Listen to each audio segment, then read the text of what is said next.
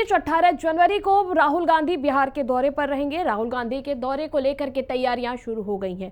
Staff quarters का राहुल गांधी उद्घाटन करेंगे। सदाकत आश्रम को सौगात देंगे राहुल गांधी।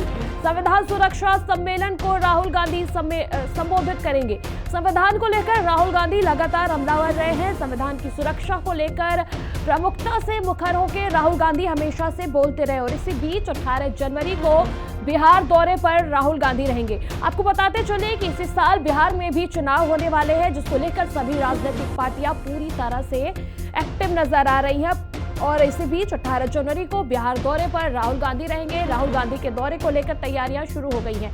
आपको सहयोगी संजीव के पास लिए चलते हैं। संजीव हमारे साथ जुड़े हुए। संजीव, राहुल गांधी का भी दौरा है 18 जनवरी को बिहार में, इससे जुड़ा हुआ क्या कुछ अपडेट है, क्या कुछ तैयारियां हैं? देखिए, मैं बता दूं, राहुल गांधी 18 तारीख को बिहार के दौरे पर आ रहे हैं। संविधान सुरक्षा दिवस, ये एक मुख्य जो कार्यक्रम है वो बापू सभागार, पटना के बापू सभागार में इस कार्यक्रम का आयोजन है। और इससे पहले वो सदाकत आश्रम जाएंगे।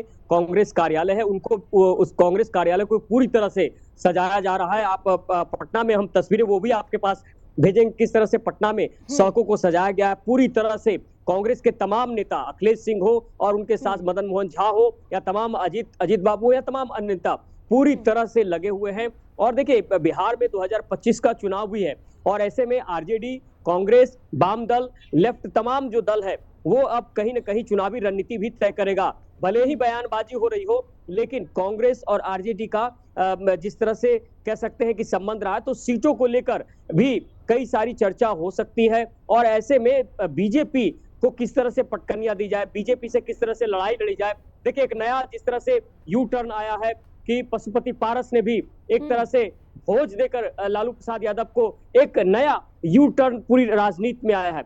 तो ऐसे में राहुल गांधी, कांग्रेस कैसे मजबूत हो और बिहार में जनाधार कैसे बढ़े।